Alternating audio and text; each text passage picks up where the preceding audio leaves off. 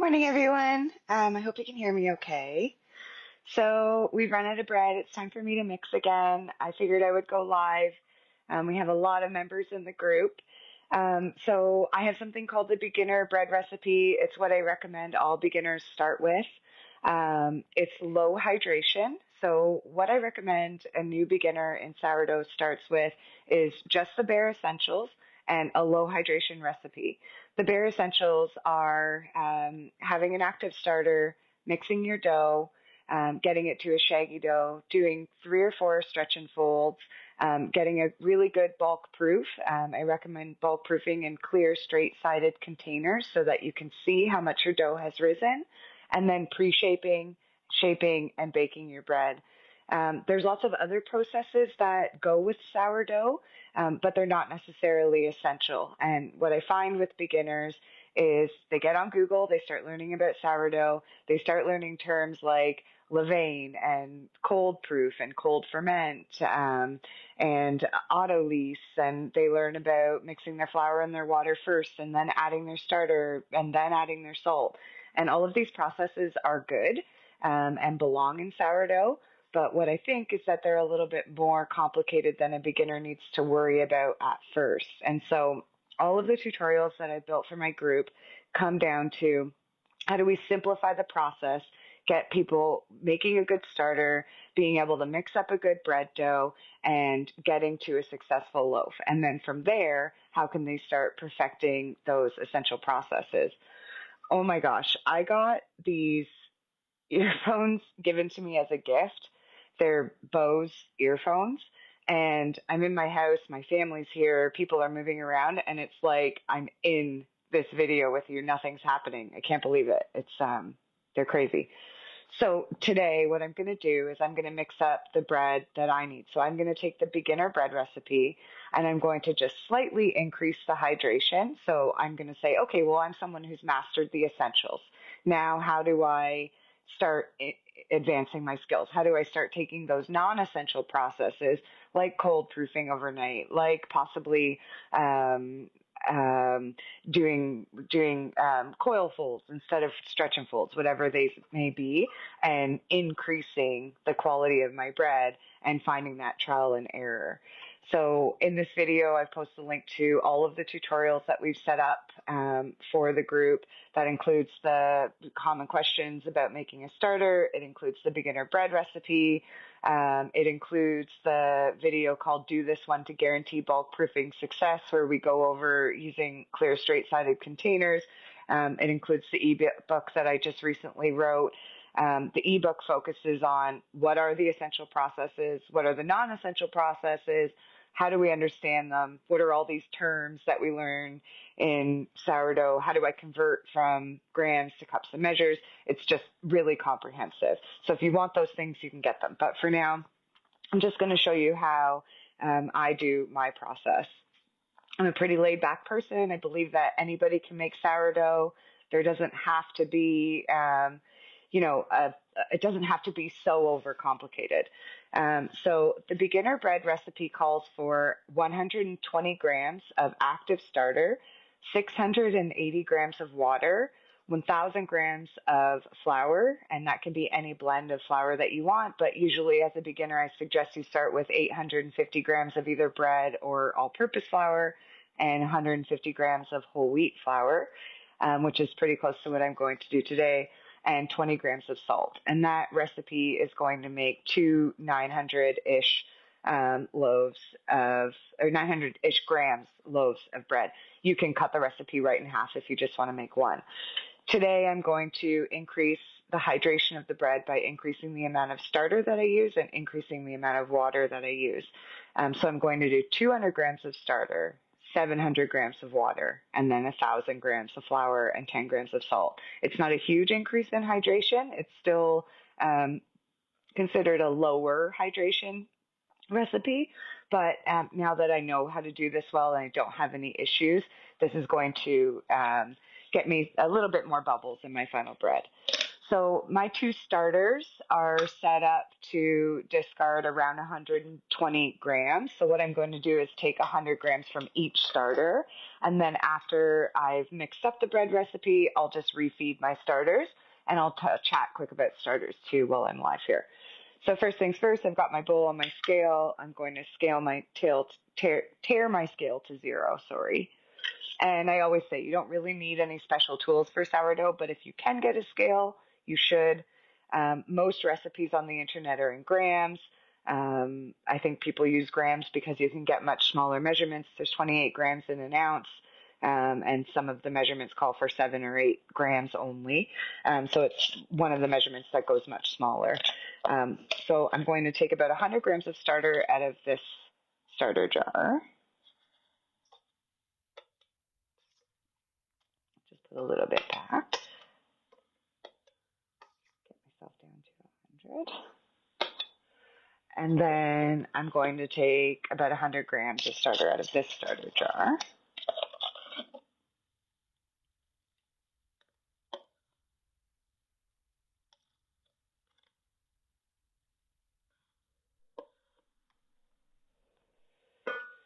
Great.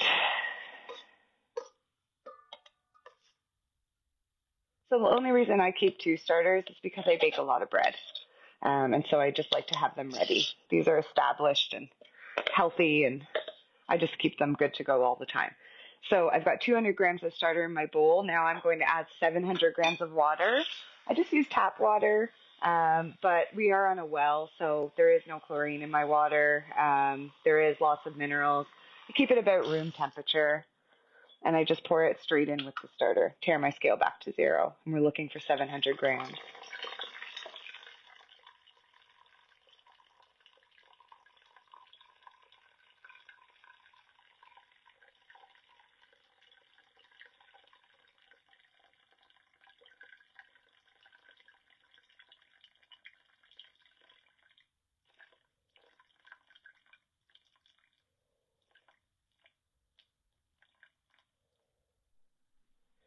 All right. So now I'm just going to dissolve my starter into my water. And remember, what we're doing as a beginner is we're only using the bare minimum essential techniques. So there's lots of different ways that you can get this mix done. But if you want to keep it simple and get yourself to the point where you can create good loaves of bread and then increase your skills from there, you'd be doing yourself a good favor. So I'm just going to get this to dissolve. It smells good. My starters were a little past peak, which means that they've developed a little bit more flavor. They spent a little bit more time fermenting. That's another common question we get is how can I get that sour flavor? I want more. Just let your starter go a little bit past peak, and it will ferment further into the alcohol process, and you'll get that stronger flavor. Okay, so simple as that. Our starter's dissolved. We've got like starter water, milk looking stuff happening. I'm just going to bring my scale back to 0 and grab a spoon.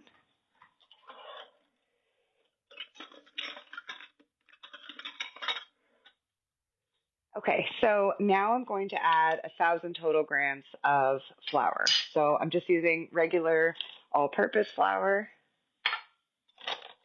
And I'm going to take about 850 or so grams of the regular white flour. And like I said, you can use any blend of flour that you want.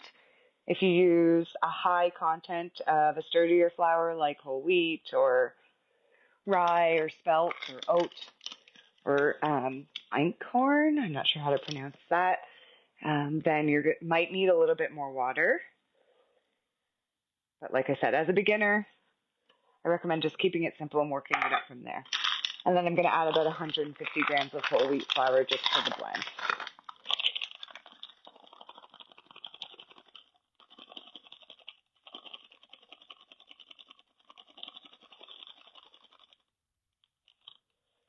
Okay. And now we'll add 20 grams of salt. So I'll just bring my scale back to 0 again.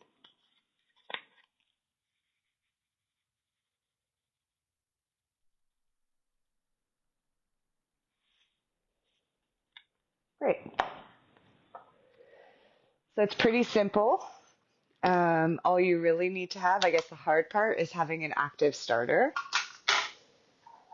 But if you do, and if you've, prepared yourself, then it can be this easy. So all I'm going to do with this dough is start mixing it up with a spoon until it's absorbed most of the water, finish it off with my hands until I get to a shaggy dough.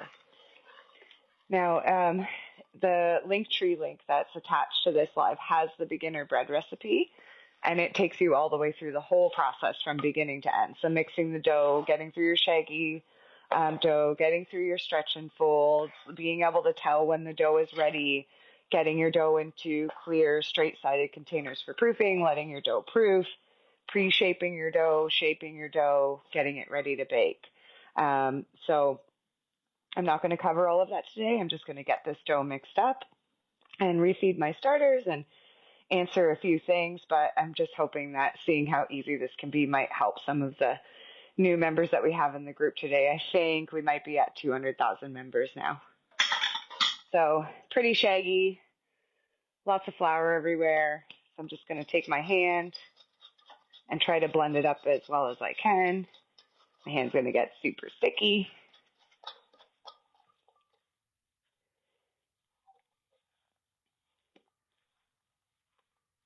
So what I think, my opinion, and what I found works, where I've seen the most success that people have had is simple, bare basic essentials.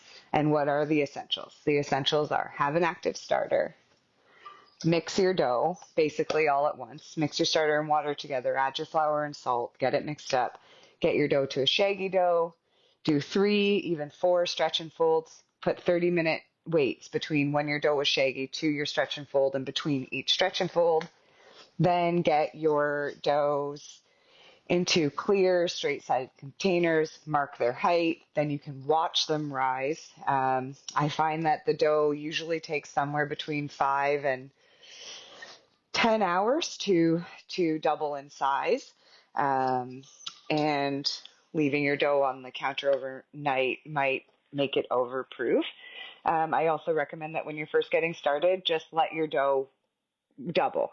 So there are lots of reasons why you might only let it rise to 30% or 50%. But again, that's a more advanced technique. Just use a super easy, low hydration beginner recipe. Get the dough to rise. Pre-shape it. So pre-shaping is pretty important. That's just where you start building some tension into your bread. So if your dough did overproof, did get a little bit sticky, the pre-shaping process can actually build a little bit of strength in there, and you might be able to rescue an overproofed bread. And then bake it. So you can skip the cold proofing, all of it. Once you are consistently getting good loaves, then you can start adding things in like an auto lease, like a cold proof, like coil folds, like a higher hydration. And that's kind of been the focus of all of the tutorials that I've made for this group. So I'm just going to rinse this lovely mess off my hands and then we'll refeed our starters, but I'll show you the dough.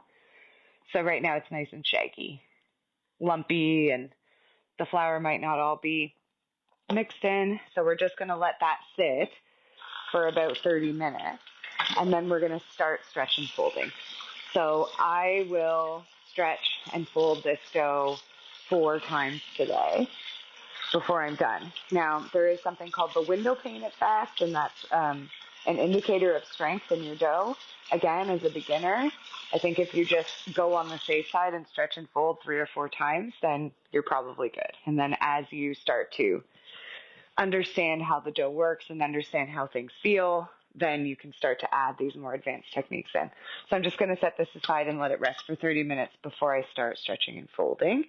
And in the meantime, I'm going to just have a quick chat about starters and refeed these.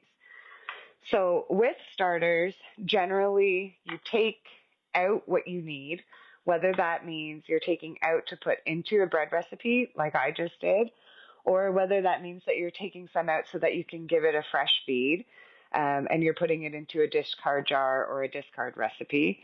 In any event, you take out what you need and you replace what you took out. So in my case, I took 100 grams from each starter, so I'm going to put 100 grams back in. I'm going to put 50 grams of flour and 50 grams of water. I'm going to mix them up. I'm going to seal the lid. I live in the sealed lid camp, so my starter jars are just rescued deli containers. They came with pickles in them. Just gave them a really good clean. I eventually ended up ordering a 25 pack of these off of Amazon because I share with my neighbors. I'm just going to wash my hands because I always am touching my face and my hair. But I think that if your starter is willing to thrive in an environment where the lid is sealed tight, then you should, because air creates mold and fermentation attracts fruit flies. And so mine thrive in this environment. So I'm just going to take my starter jar with my handy stirring tool, a butter knife, just sitting in it. I'm going to tear my scale to 0, and I'm going to add 50 grams of flour.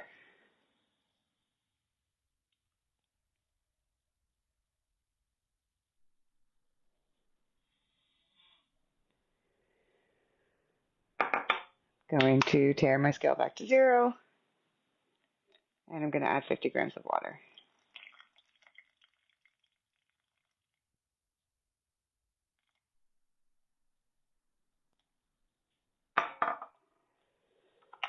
And then I'm just going to mix it up. So I've just got flour and water in there, so all I'm going to do is stir it up.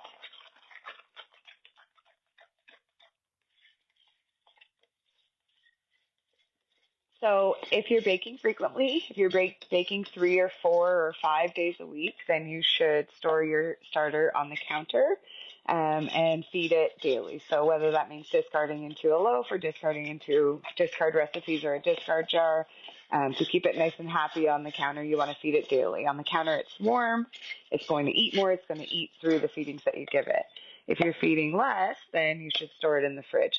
And you can literally just feed your starter and stick it right in the fridge. It's still going to do its thing in the fridge. It's just that the fridge is going to slow it down. And in fact, that goes for everything related to sourdough.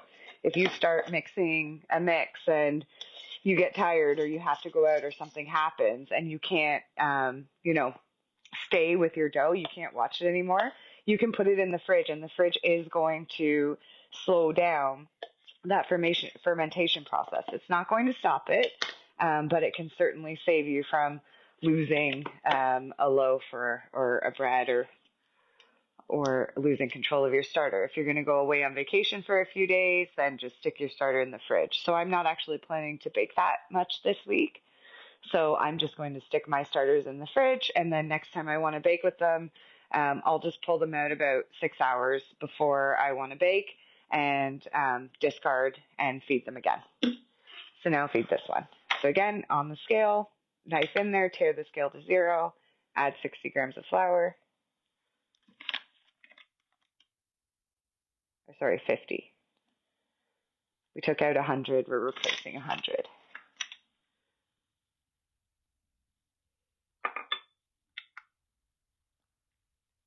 $50 grams of water.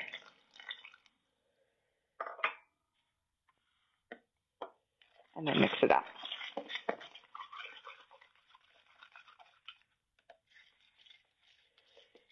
So the whole point of the Sourdough for Beginners group on Facebook is that sourdough can be easy, and it should be easy. The problem is that when you're out there Googling, there are a lot of terms. Some of them are interchangeable. It's very confusing. It seems extremely difficult. And so all we've tried to focus on in this group in particular is simplifying and demystifying the process and making it easier for everyone. Like I said, the link tree, you've probably seen it all over the group. We paste it into comments when people ask questions. It's attached to all of the tutorials and posts that are happening in the group. They will take you to the beginner bread recipe, to the bulk proofing success recipe, to the starter recipe, to the starter common questions, to the ebook, to all of it. But sometimes just being able to see it happen is helpful too. So there we go. We've got my 2 starters. So if I was having an active baking week, I would just sit these beside my stove, let them rise. But I'm not going to bake that much this week, so these are just going to go in the fridge. And then I'll just show you my dough. It's only been about 5 minutes since I finished the mix.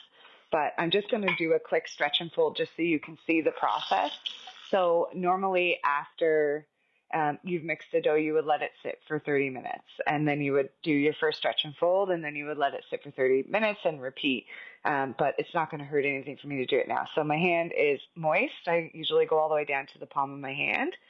And I'm just going to reach under my dough, and I'm going to pull it straight up, and I'm going to flop it down. Now, if you look at this dough, when I pull it up, you'll see that it really stretches a lot, and it also starts to sort of tear and come apart. As a beginner, a way to know that you've built enough strength through the stretch and fold process in your dough is when you start to pull it, it'll stay smooth and elastic, and it'll also like refuse to come up. It'll start resisting you. So we're going to pull up, and as you can see, if I keep going, it'll rip. Right? So this is still a very weak dough. But you might be able to notice that as I'm doing even this first stretch and fold, the dough is starting to resist. It's not coming as high. And that's the whole point. The point of stretching and folding is to build some strength. So if you're watching, as I'm doing these stretching and folding, stretch and fold, the dough is starting to not come up as high. If I were to pull as hard as I did with that first one, the whole bowl would come with me. So that's good. We're building strength. The gluten's starting to glue itself together. So there we go. I just wanted to come on and do a quick live, show you guys a quick mix. For those of you who have seen the beginner recipe and used it and know about it, I wanted to talk about how you could increase the hydration a little bit to continue your experimenting with sourdough. I love this group. I love answering questions.